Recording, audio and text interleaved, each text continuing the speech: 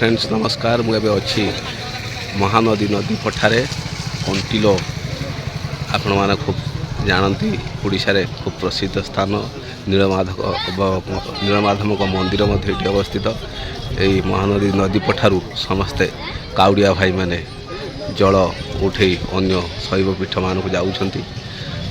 आसतु देखा महानदी नदी पठा सहित प्रसिद्ध नीलमाधव मंदिर।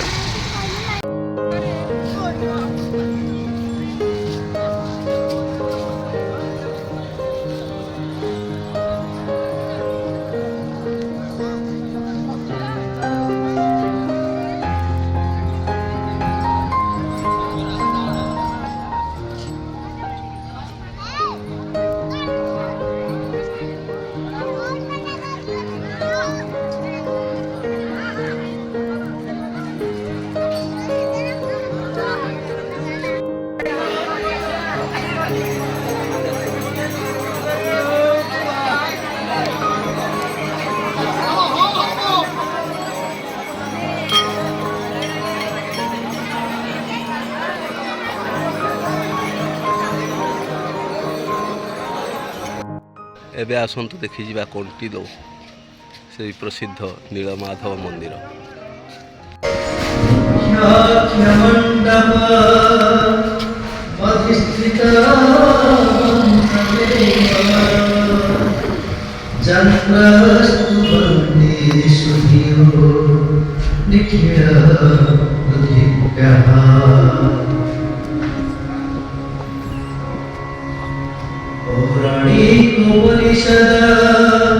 स्तुति विप्तकामा श्री नीलमाधव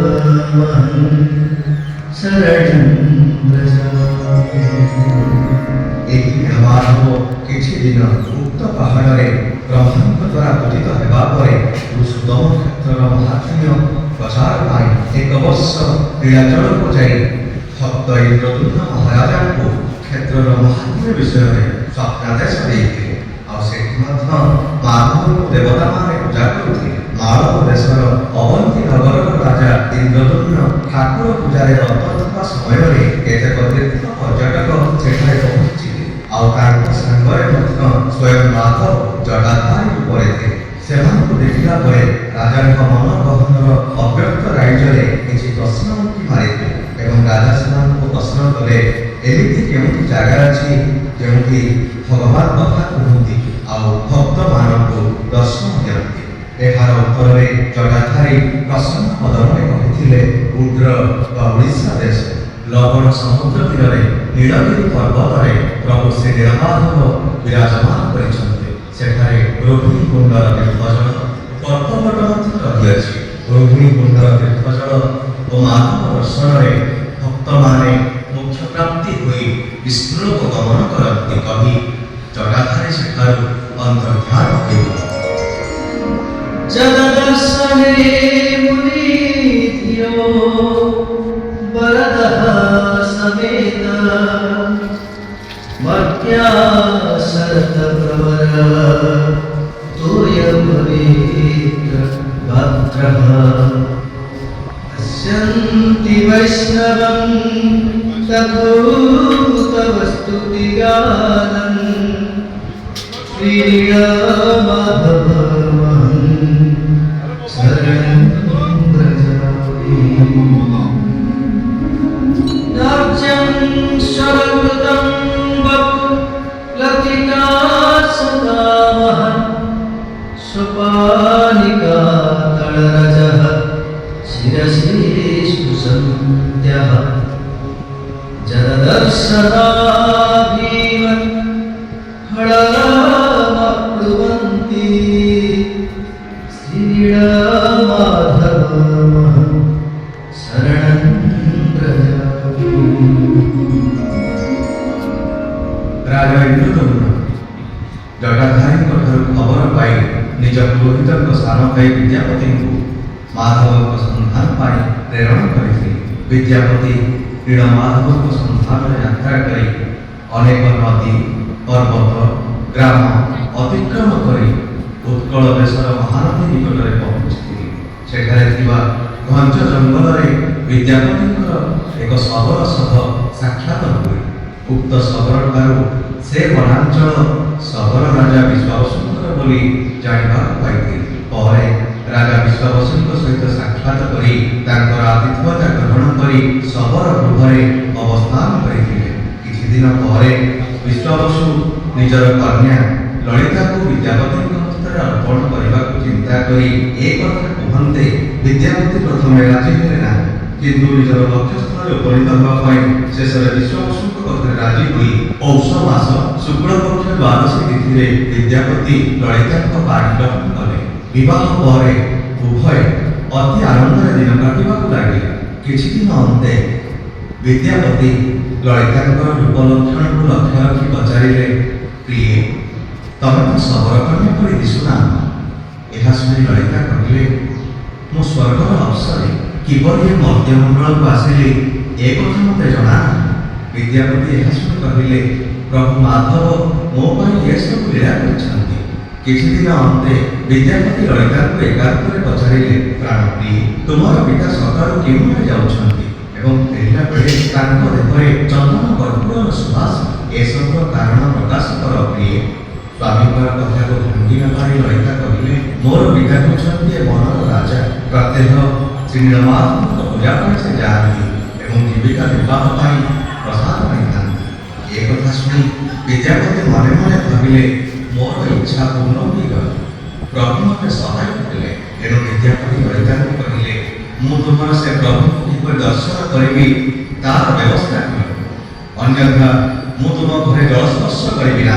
ଲଳିତା କହିଲେ, ଏପରି କୁହ ନା, ସମୟ ସୁବିଧା ଦେଖି ମୁଁ ଏହାର ବ୍ୟବସ୍ଥା କରିବି। କହି ଆର ଦିନ ଲଳିତା ସ୍ୱାମୀଙ୍କର ଇଚ୍ଛାକୁ ପିତାଙ୍କ ନିକଟରେ ଉପସ୍ଥାପନ କଲେ।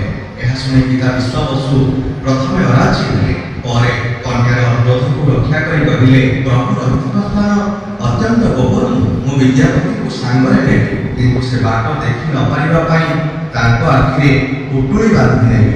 ଏହି ସର୍ତ୍ତରେ ବିଦ୍ୟାପତି ରାଜି ହେବାରୁ କହି ଆର ଦିନ ଅନ୍ଧ ପୁଟୁଳି ବାନ୍ଧି ପ୍ରଭାତରୁ ବିଶ୍ୱାବସୁ ନିଜର ପ୍ରଭୁଙ୍କ ନିକଟକୁ ନେଇଥିଲେ।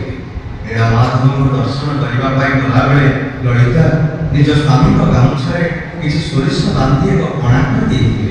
ବିଦ୍ୟାପତି ଯିବା ରାସ୍ତାରେ ସେ ସୋରିଷ ପୁଣି ପୁଣି ଯାଉଥାନ୍ତି। ବ୍ୟାଘ୍ର ଗୁମ୍ଫା ନିକଟରେ ପହଞ୍ଚି ବିଶ୍ୱାବସୁ ବିଦ୍ୟାପତିଙ୍କର ଅନ୍ଧପୁଟୁଳି ଖୋଲି ପ୍ରଭୁ ନୀଳମାଧବଙ୍କୁ ଦର୍ଶନ କରିବାକୁ କହିଲେ। ବିଦ୍ୟାପତି ଦେଖିଲେ, ଛୋଟ ପାହାଡ଼ଟିଏ, ଘଞ୍ଚ ଜଙ୍ଗଲପୂର୍ଣ୍ଣ, ଦୃଶ୍ୟ ଅତୀବ ରମଣୀୟ। ବ୍ୟାଘ୍ର ଗୁମ୍ଫା ମଧ୍ୟରେ ଠାକୁର ବିରାଜିତ, ପ୍ରଭୁ ପାଷାଣ ରୂପଧାରୀ ଚତୁର୍ଦ୍ଧ ମୂର୍ତ୍ତି, ଶ୍ରୀଅଙ୍ଗରୁ ତେଜ ଉତ୍ପନ୍ନ ହେଉଛି ଏବଂ ବାମପାଦ କନିଷ୍ଠ ଅଙ୍ଗୁଳିରୁ ମା ଗଙ୍ଗାଙ୍କର ଆବିର୍ଭାବ ହେଉଛି। ବିଦ୍ୟାପତି ପ୍ରଭୁଙ୍କୁ ସହସ୍ରବାର ପ୍ରଣାମ କରି ନିଜକୁ କୃତାର୍ଥ ମନେ କଲେ। ସମୟ ଜାଣି ବିଶ୍ୱାବସୁ ପୁନର୍ବାର ବିଦ୍ୟାପତିଙ୍କ ଆଖିରେ ପୁଟୁଳି ବାନ୍ଧି ଗୃହକୁ ପ୍ରତ୍ୟାବର୍ତ୍ତନ କଲେ। କିଛି ଦିନ ଯିବା ପରେ ବିଦ୍ୟାପତି ଲଳିତାଙ୍କୁ କହିଲେ, ପ୍ରାଣପ୍ରିୟେ, ବହୁ ଦିନ ହେଲା ଘର ଛାଡ଼ି ଆସିଲେଣି। ଘର କଥା ଭାରି ମନେ ପଡ଼ୁଛି। କିଛି ଦିନ ପାଇଁ ଗାଁକୁ ଯିବି। ଏ କଥା ଶୁଣି ଲଳିତା ନିଜେ ମଧ୍ୟ ଯିବା ପାଇଁ କହିଲେ। ସ୍ୱାମୀର ସେବା ସ୍ତ୍ରୀର ଧର୍ମ, ତେଣୁ ମୁଁ ତୁମକୁ ଛାଡ଼ି ରହିପାରିବି ନାହିଁ। ହେଲେ ମୁଁ ତୁମର ଯିବାର କାରଣ ଜାଣିପାରିଛି। ତୁମେ ଇନ୍ଦ୍ରଦ୍ୟୁମ୍ନ ରାଜାଙ୍କୁ ଯାଇ ବିଷ୍ଣୁ ପ୍ରତିମାଙ୍କର ସନ୍ଧାନ ଦେବ। ଏହା ଶୁଣି ବିଦ୍ୟାପତି ଆଶ୍ଚର୍ଯ୍ୟ ହୋଇଗଲେ ଓ ଲଳିତାଙ୍କୁ ଚୁପ୍ ରହିବା ପାଇଁ ନିର୍ଦ୍ଦେଶ ଦେଲେ। କାରଣ ବିଶ୍ୱାବସୁ ଏ କଥା ଜାଣିଲେ ସବୁ କାର୍ଯ୍ୟ ବୃଥା ହୋଇଯିବ। ସ୍ୱାମୀଙ୍କର କଥାକୁ ଭାଙ୍ଗି ନ ପାରି ଲଳିତା ନିଜର ପତି ଦେବତା ଗାଁକୁ ଯିବା କଥା ବିଶ୍ୱାବସୁଙ୍କୁ କହିଲେ। ବିଶ୍ୱାବସୁ ଅଳ୍ପ ଦିନ ହିଁ ଫେରି ଆସିବା କଥା ଦେଇ ବଣର ଫଳ, ପ୍ରସାଦ ଓ ମାଧବଙ୍କର ଛଡ଼ାମାଳ ଦେଇ ବଣର କିଛି ବାଟରେ ଛାଡ଼ି ଆସିଲେ। ବିଦ୍ୟାପତି କିଛି ଦିନ ପରେ ଅବନ୍ତୀ ନଗରରେ ପହଞ୍ଚିବା କ୍ଷଣି ଇନ୍ଦ୍ରଦ୍ୟୁମ୍ନ ଓ ତାଙ୍କ ପାତ୍ର ମନ୍ତ୍ରୀମାନେ ତାଙ୍କୁ ଏହି ନୀଳମାଧବ ମନ୍ଦିର ଦର୍ଶନ କରିବା ପାଇଁ ଓଡ଼ିଶା ତଥା ଓଡ଼ିଶା ବାହାରୁ ବହୁ ଭକ୍ତ ଛୁଟି ଆସନ୍ତି ଏବଂ ପ୍ରବଳ ଜନଗହଳି ଏଠାରେ ଦେଖିବାକୁ ମିଳେ। ଏବେ ତ ଆମେ ସମସ୍ତେ ନୀଳମାଧବ ମନ୍ଦିର ଦର୍ଶନ କଲେ। ଏବେ ବିଦାୟ ନେବାର ସମୟ। ଆପଣମାନଙ୍କଠୁ ବିଦାୟ ନେଉଛି। ଧନ୍ୟବାଦ। ଜୟ ଜଗନ୍ନାଥ।